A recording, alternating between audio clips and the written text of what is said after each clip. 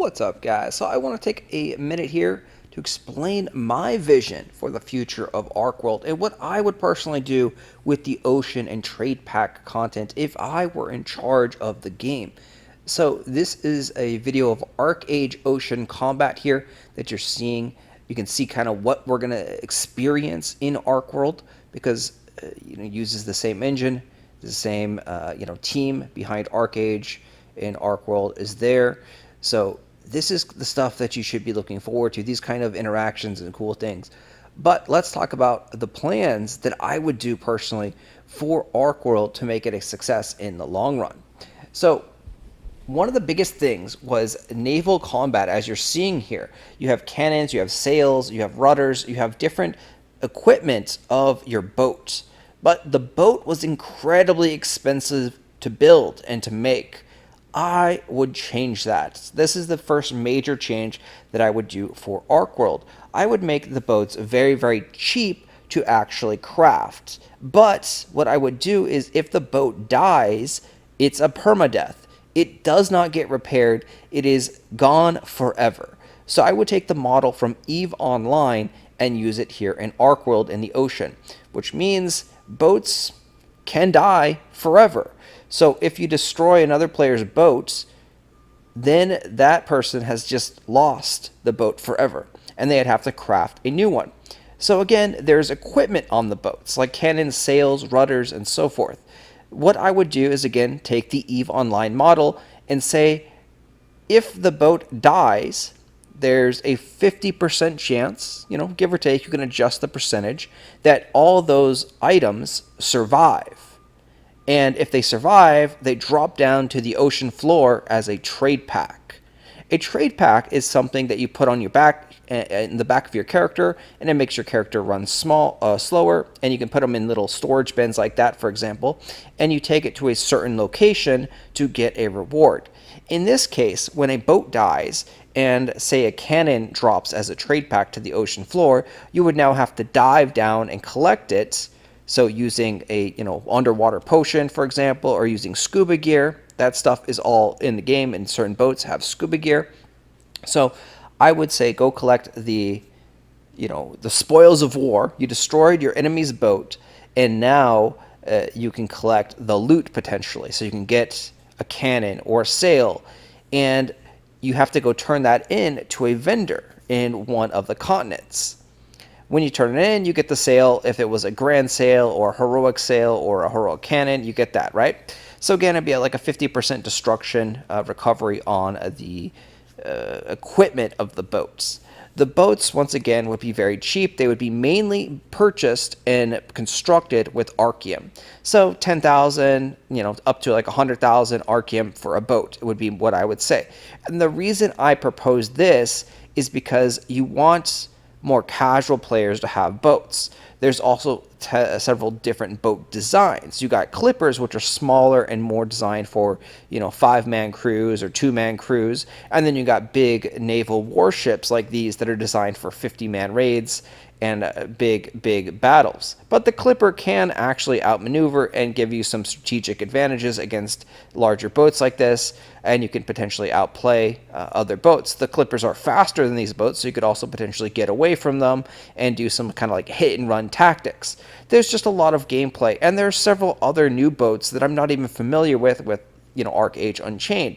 So there's tons of different boats and designs, and like I said, if there was around say 10 to 100,000, maybe up to 250,000 for these bigger, larger, more like guild boats per se, I would perfectly be fine with that. Obviously, they would be using some of the other materials as well, some of the basic crafting materials from the farmhouses, like the logs, the lumber, the stone, the skin. Use some of that stuff to make it more valuable as well, and then use a couple of the resources in the ocean from some ocean mobs, because there's going to be some ocean grunt mobs. They're generally called sea bugs, and they just kind of float around the ocean. They're just like these giant squid-like fish things with tentacles that attack you and just could kill you. They're very annoying. So that's what I would do for boats. But I know people also want boats to be NFTs, and you want to have a permanent boat that you can say you own and you can sell to other players. That's part of what makes Archeworld special. It's ownership of the stuff.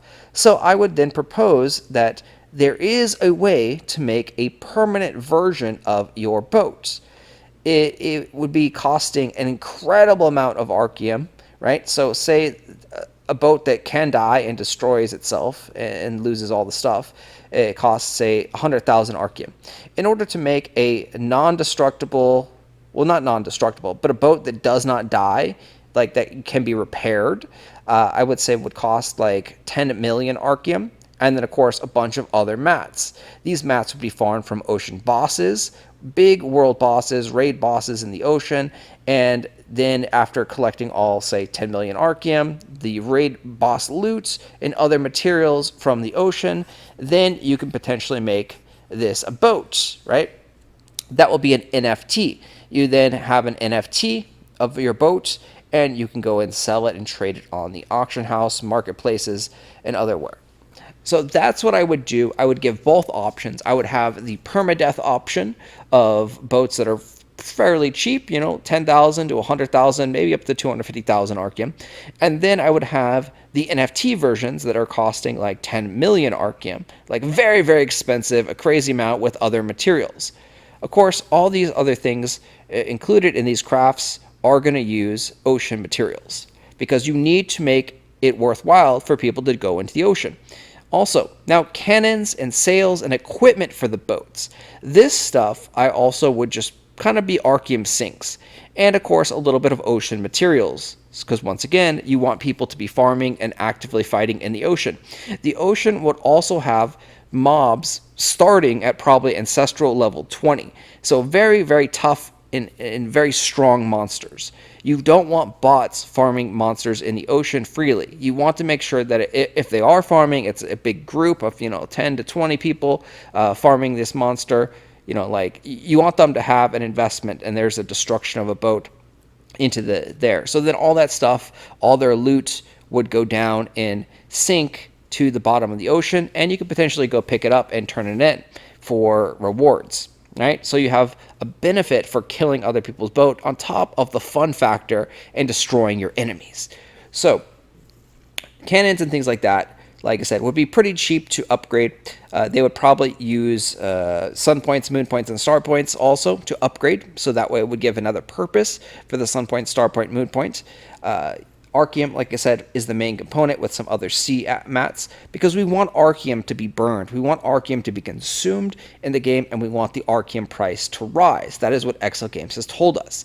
So now let's talk about trade packs. Trade packs is essentially a backpack, once again, that you're going to put on the back of your character and transport to another location. It's a core feature of ArcAge and what a lot of people actually remember ArcAge for.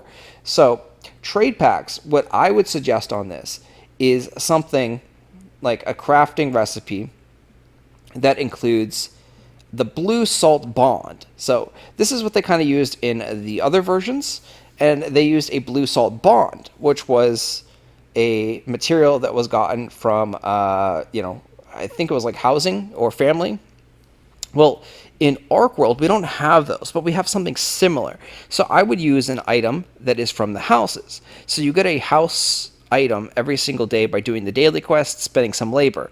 So I would use those blue salt items in the crafting recipes, which that would require someone to have a house if they want to craft a trade pack. And the reason you do this is to lock out bots and, give the housing market a little oomph, another extra, like, yeah, get a house, man. Like, either rent a house or own a house. Like, you want a house. One of the core features, I think, of Archeworld is land ownership and value in those lands and value in the NFTs. So to help increase those values and to make people be like, hey, I need a land to play the game, you give more benefits.